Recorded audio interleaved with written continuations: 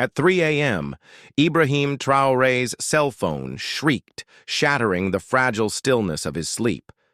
The call came through a secret line, known only to 5 trusted souls in the Burkina Faso military. "Sir, the coup has begun. General Doumbié is advancing on the palace with the 3rd Battalion." The words struck Traoré like a blade to the chest. Maurice Doumbié, his brother-in-arms, the man who had shared his vision for a free Burkina Faso, who had laughed with him over late-night strategy sessions at the military academy, was betraying him. Shock gave way to a raw, searing pain, then a cold fury. "How could you, Maurice, after all we've endured together?" Traoré sprang from his bed, crossing to the window in 3 swift strides. In the darkness, he glimpsed the faint glow of armored vehicles creeping along the main avenue, their headlights deliberately dimmed. "How far?" he growled, his voice tight with controlled rage. 15 minutes from the outer perimeter, sir," replied Major Sankara, his usual clipped tone fraying with urgency. "The Presidential Guard is alerted, but Doumbié likely has loyalists among them." "And the other battalions?" Traoré pressed. "Silent, sir. No response." The implication was grim. They were either complicit or neutralized. Traoré closed his eyes, the memory of Doumbié's once loyal grin burning behind his lids. "Implement Protocol Omega," he ordered, voice now a steel edge, referencing a covert contingency plan known only to his inner circle. "Meet me at the designated point in 10. Dressing swiftly in civilian clothes, Traoré grabbed a secure satellite phone, an encrypted thumb drive, and a small-caliber pistol, tools for survival, not ceremony. His mind flashed to 3 days earlier, when Colonel Ouedraogo, his intelligence chief, had slid a dossier across his desk with a heavy sigh. "Sir, you need to see this." Inside were intercepts of General Doumbié's calls, with French foreign intelligence operatives discussing regime change and lucrative post-coup deals. "Multiple sources confirm it," Ouedraogo had said, his voice low. "The French are offering him the presidency in exchange for reversing your policies on foreign bases and mining rights. They move in 3 days." Traoré had chosen to let the plot unfold, a risky gambit to expose all its players. Now, with armored vehicles closing in, that decision felt like a noose tightening around his neck.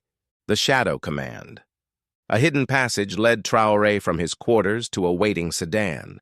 Major Sankara, relief etched on his face, floored the gas, weaving through Ouagadougou's darkened streets to evade the advancing convoy.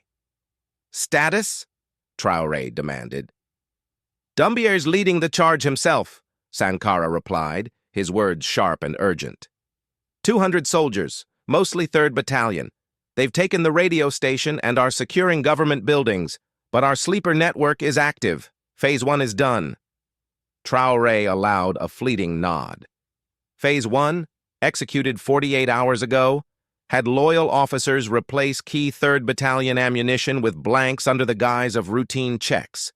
Just enough live rounds remained to keep the coup credible, but not enough for a real fight. The sedan slipped into an underground garage beneath a nondescript office building, the Shadow Command Center, a secret hub known only to Traoré's most trusted allies. Inside, a flurry of activity. Intelligence officers monitored feeds, security teams coordinated, and commanders of the 1st and 4th Battalions, briefed the previous day, stood ready. Colonel Ouedraogo, his analytical calm a stark contrast to the chaos, handed Traoré a tablet showing real-time troop movements. "Doumbié's at the palace, sir. He'll soon realize you're gone." Traoré studied the map, then asked, "The French?"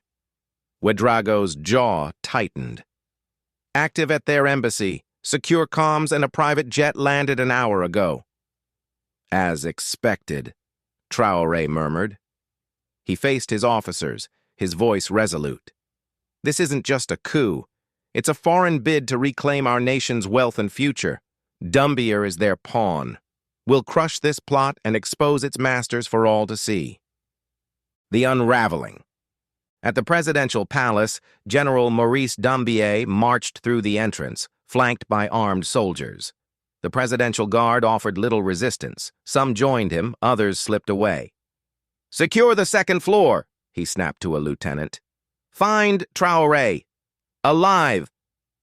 A public resignation would legitimize his takeover, but his radio crackled. "General, the president's gone. No trace in the compound." Doumbié's confidence wavered. "Expand the search. Ready the broadcast equipment. We proceed."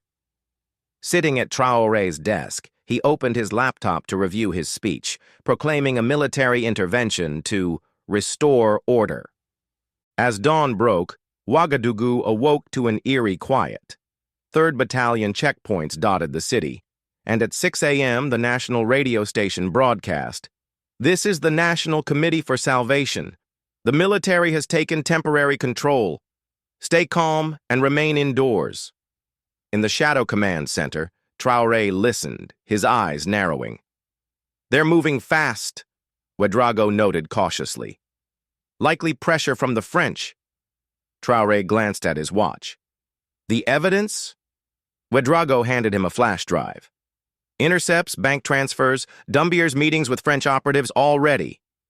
"Release it," Traoré ordered. "News outlets, social media, community leaders. Let the people see the truth." To Colonels Zongo and Kabor, he added, "Your units ready?" Zongo's voice boomed with conviction. "In position, sir." Kabor, more reserved, nodded. "Set to move." "Minimal force," Traoré stressed. "We take them alive." The twist. As Traoré's counter-operation unfolded, a sudden crackle on the comms froze the room. "Sir," an intelligence officer stammered, "we've intercepted a new signal. It's Major Sankara. He's communicating with a French operative, feeding them our position." The revelation hit like a grenade. Sankara, the loyal driver who had just whisked Traoré to safety, was a mole.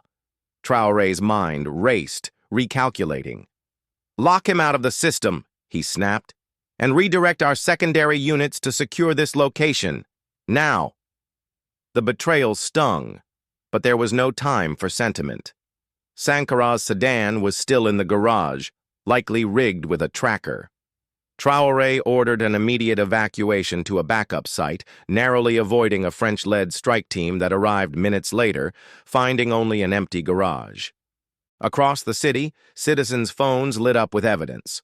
Audio of Doumbié's secret French meetings, plans to seed Burkina Faso's gold mines, and bank records showing 3 million euros in his accounts.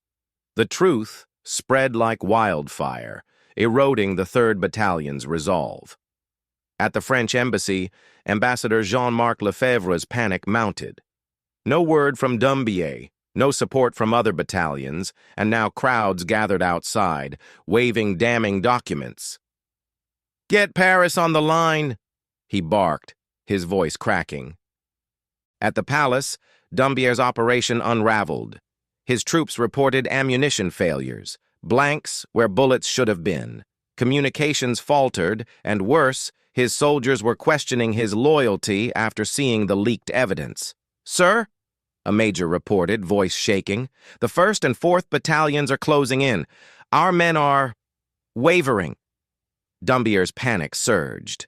How had Traoré known? Before he could react, the palace security system reactivated, screens showing loyal units advancing with precision. In the 3rd Battalion's command center, Lieutenant Colonel Senu struggled to maintain order. "Hold the perimeter," he shouted, but his commander's replies were grim. "We're surrounded, sir. The men are seeing documents tying the general to the French." The soldiers, patriots at heart, felt their cause collapse. When Colonel Zongo approached under a flag of parley, many lowered their weapons. "Your ammo's useless," Zongo declared, his voice carrying unshakable authority. "Your comms are ours. Your general sold out the nation. The evidence is public. Surrender now, or we move in." He offered a tablet with the damning files. 10 minutes. The reckoning. By noon, the coup had collapsed. The 3rd Battalion surrendered, many joining Traoré's forces upon learning of Doumbié's treachery. The French embassy faced a growing mob, clutching printouts of the leaks. At the palace, Doumbié sat alone, his guards gone, his ambition in ruins. Traoré had outplayed him, letting the coup unfold just enough to expose its roots before crushing it. As Colonel Zongo entered, Doumbié stood, handing over his sidearm. "General Maurice Doumbié, you are under arrest for treason," Zongo intoned. Doumbié nodded, his face a mask of defeat, already dreading the public judgment ahead. 4 hours later, Traoré stood in the National Stadium, packed with citizens drawn to witness an unprecedented event. A table with 2 chairs faced a monitor displaying evidence for all to see. Traoré, in a plain military uniform, stripped of rank, signaled this was about truth, not power. Doumbié, haggard, was led in, and a murmur rippled through the crowd, a collective breath of a nation facing its wounds. "General Doumbié," Traoré began, his voice steady but heavy with grief. "15 years ago, we stood together in the Academy's training fields, vowing to protect this nation. We fought side by side in the northern insurgency, saved each other's lives. Today, you led soldiers to overthrow me." His eyes locked on Doumbié's. "Why, Maurice? For ambition, ideology, or something else?" Doumbié, expecting humiliation, was caught off guard by the sincerity. The stadium fell silent. "Your path is reckless," he rasped, voice strained. "Rejecting Western aid, embracing Russia and China, it isolates us from allies who could rebuild our nation." Traoré nodded, letting him speak, then asked, "And so you conspired with French intelligence?" The monitor flared to life. Intercepts, photos, bank records of 3 million euros in Doumbié's accounts. The evidence was crushing, exposing his deals to restore foreign mining rights Traoré had revoked. Doumbié's justifications, pragmatism, national interest, crumbled under the weight of his greed. "One question, Maurice," Traoré said, his voice thick with personal loss. "When did you decide our nation's freedom was for sale? That our resources belong to Paris, not our people?" Doumbié met his gaze, anger flashing. "You oversimplify it. Governing is survival. The West controls finance, security, aid. Defy them and they'll choke us. Sanctions, insurgents, isolation. So you chose submission over struggle." Traoré's voice was soft yet piercing. He rose, addressing the nation. "We face a choice, a hollow dependence, where our wealth enriches others, or the hard road of self-determination, building true prosperity for our children." Turning to Doumbié, he added, "You forgot, Maurice. This isn't my vision. It's our people's will, forged through years of exploitation, disguised as aid." The crowd stirred, their affirmation a rising tide. "Burkina Faso demands leadership that guards its birthright, our land, our alliances, our dignity." A new dawn. The fallout was seismic. The French government, cornered by the evidence, issued a vague apology for unauthorized actions.